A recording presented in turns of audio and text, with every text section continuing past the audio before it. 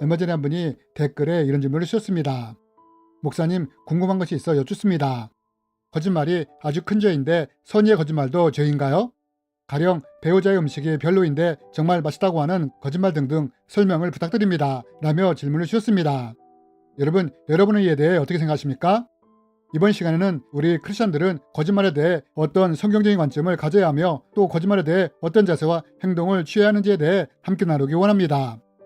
여러분, 앞에서 한 분이 배우자의 음식이 별로인데 정말 맛있다고 거짓말을 한다면 이것도 죄냐고 물으셨습니다. 여러분, 우리는 종종 살아가면서 사실과 다른 거짓말을 하곤 합니다. 배우자나 지인이 옷이 잘 어울리냐고 물을 때 솔직히 안 어울린다고 생각을 하지만 입으로는 잘 어울린다고 거짓말을 할 때가 있다는 것입니다. 또 누군가를 만났는데 밥 먹었느냐고 물으면 안 먹었음에도 먹었다고 거짓말을 할 때가 있다는 것입니다. 그렇다면 여러분, 이러한 말들은 사실과 다른 거짓말인데 그럼 이러한 것들도 하나님께 죄가 되는 것일까요? 사실 하나님은 속이는 것이나 거짓말을 싫어하십니다. 성경에서도 이렇게 말하고 있지 않습니까?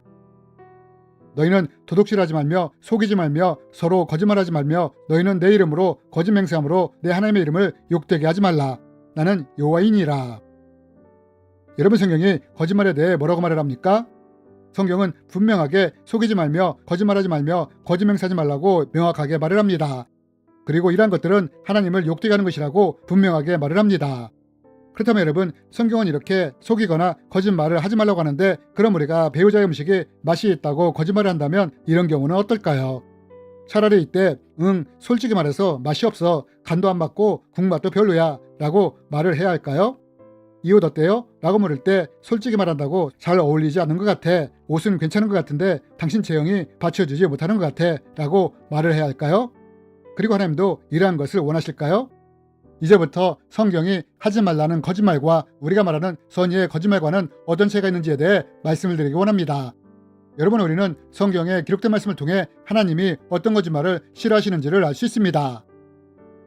내 이웃에 대하여 거짓 증거하지 말라. 주는 모든 행악자를 미워하시며 거짓말하는 자들을 멸망시키시리이다. 여호와께서는 피 흘리기를 즐기는 자와 속이는 자를 싫어하시나이다. 여러분, 우리가 이 말씀들을 통해 알 수 있는 것이 무엇입니까? 그것은 이 말씀들을 통해 하나님이 이웃에게 피해를 주거나 손해를 끼치는 위증이나 거짓말을 싫어한다는 것을 알 수 있습니다. 또한 하나님은 사람을 속이는 것도 싫어한다는 것을 알 수 있습니다. 이렇듯 우리는 이 말씀들을 통해 하나님이 피해나 손해를 끼치는 악의적인 거짓말이나 속이는 것을 싫어하신다는 것을 알 수 있습니다. 그런데 또 여기서 우리가 알아야 할 것이 하나 더 있습니다. 그것이 무엇이냐? 그것은 하나님은 하나님을 상대로 거짓말을 하거나 속이는 것도 싫어하신다는 것입니다. 우리는 이것을 사도행전의 한 사건을 통해 볼 수 있지 않습니까? 사도행전에 보면 초대교회가 세워지고 많은 사람이 모이기 시작합니다. 그리고 하나님과 교회를 위해 자신의 재산을 헌납하는 사람들이 생기기 시작합니다. 바나바가 이런 사람 중에 하나가 아닙니까? 그런데 이것을 본 아나니아와 삽비라가 어떻게 합니까? 자신들도 땅을 팔아 하나님과 교회에 헌납을 했다는 것입니다. 지금도 그렇지만 당시에도 이것은 엄청난 헌신이었습니다. 하지만 문제는 이들이 땅을 팔아 자신의 재산을 헌납할 때 어떻게 했느냐? 판 것의 일부를 감추고 나머지만 드렸다는 것입니다. 물론 이렇게 했다고 전혀 잘못된 것이나 문제가 있는 것은 아닙니다. 그러나 문제가 되었던 것이 무엇이냐? 그것은 이들이 하나님을 상대로 거짓말을 했다는 것입니다. 여러분, 베드로가 이렇게 말하지 않습니까? 땅이 그대로 있을 때에는 내 땅이 아니며 판 후에도 내 마음대로 할 수가 없더냐? 어찌하여 이 일을 내 마음에 두었느냐? 사람에게 거짓말한 것이 아니오 하나님께로다. 여러분, 이들이 결국 하나님을 상대로 거짓말을 했는데 이때 어떤 일이 일어나게 됩니까? 이들이 이 일로 인해 죽게 되지 않습니까? 여러분, 우리가 이러한 성경 말씀들을 통해 볼 수 있는 것이 무엇이냐? 하나님은 이웃에게 피해를 주거나 손해를 끼치는 악의적인 거짓말이나 속이는 것을 싫어하신다는 것을 알 수 있습니다. 그리고 하나님은 하나님을 상대로 거짓말이나 속이는 것 또한 싫어하신다는 것도 알 수 있습니다.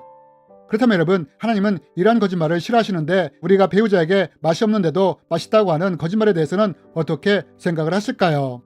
물론 거짓말 자체는 결코 좋은 것이 아닙니다. 하지만 우리가 여기서 분별해야 할 것이 있는데 우리가 아는 거짓말이 악의적인 거짓말이냐 아니면 상대방을 오히려 배려를 하거나 피해를 주지 않기 위해 하는 거짓말인지를 분별할 필요가 있다는 것입니다. 여러분, 배우자의 음식이 맛이 없음에도 맛있다고 말하는 이유는 배우자의 마음을 상하지 않게 하기 위해 배려함으로 이런 말을 하는 것이 아닙니까? 또 밥을 먹었다고 하는 것도 상대방에게 폐를 끼치지 않기 위해 이렇게 하는 것이 아닙니까? 하나님은 이러한 거짓말에 손해나 피해를 주고자 하는 악의적인 것이 없다는 것을 아신다는 것입니다. 여러분, 우리는 이러한 거짓말을 다윗을 통해서도 볼 수 있지 않습니까? 다윗은 사울이 죽이려고 했기에 도망을 칠 수밖에 없었습니다. 그래서 다윗은 노브에 있는 아히멜렉 제사장에게로 도망을 치게 됩니다. 그런데 이때 아히멜렉이 묻습니다. 어떻게 이렇게 혼자 이곳에 왔느냐고 말입니다. 그러자 이 말에 다윗이 뭐라고 대답을 합니까? 이렇게 거짓말을 했다는 것입니다. 다윗이 제사장 아히멜렉에게 대답하였다. 나는 임금님의 명령을 띠고 길을 떠났습니다. 임금님이 나에게 임무를 맡기면서 부탁하시기를 나에게 맡기신 임무를 어느 누구에게도 알리지 말라고 하셨습니다. 그래서 부하들과는 약속된 곳에서 만나기로 하였습니다. 여러분, 우리가 여기서 무엇을 볼 수 있습니까? 다윗이 거짓말을 하고 있다는 것을 분명하게 볼 수 있다는 것입니다.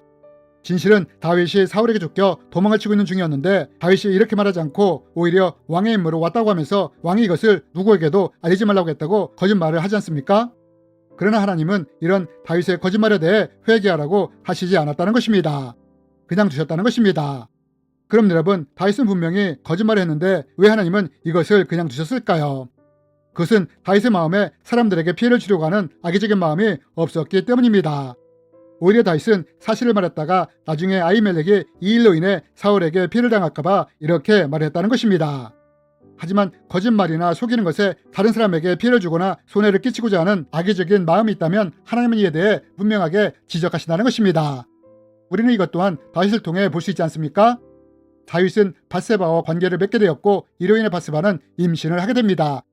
그런데 이때 다윗이 이것을 듣기 위해 어떻게 합니까? 밧세바의 남편인 우리아에게 사실을 말하지 않고 우리아를 속이며 어떻게 하든 이것을 무마하려고 하지 않습니까? 그리고 이것이 뜻대로 되지 않자 결국 우리아를 전장에서 죽게 만들지 않습니까? 여러분, 하나님은 이런 다윗의 속이는 악의적인 행동을 보셨고 이것을 나단 선지자를 통해 질책을 하셨다는 것입니다. 그러므로 여러분, 우리는 이러한 성경 말씀들을 통해 하나님이 어떤 거짓말과 속이는 것을 싫어하시는지를 알 수 있습니다. 특별히 하나님은 이웃에게 피해를 주거나 손해를 끼치는 악의적인 거짓말이나 속이는 것을 싫어한다는 것을 알 수 있습니다. 또한 하나님을 상대로 거짓말을 하거나 속이는 것도 싫어하신다는 것을 알 수 있습니다. 그렇다면 여러분, 우리는 배우자를 배려하기 위해 맛있다고 하는 거짓말이나 상대방에게 배를 끼치지 않기 위해 밥 먹었습니다 라고 하는 것과 같은 거짓말은 어떻게 판단해야 할까요? 아마도 우리가 거짓말에 대한 성경적인 관점을 알게 된다면 이러한 것들에 대해 판단하는 데 도움이 될 것입니다. 그러나 마지막으로 당부하고 싶은 것은 어떤 거짓말도 가능하면 하지 않도록 노력을 해야 합니다. 왜냐하면 우리 속담에 바늘 도둑이 소도둑이 된다는 말이 있듯이 어떤 거짓말이든 이렇게 될 수 있기 때문입니다. 주님의 이름으로 여러분을 축복합니다.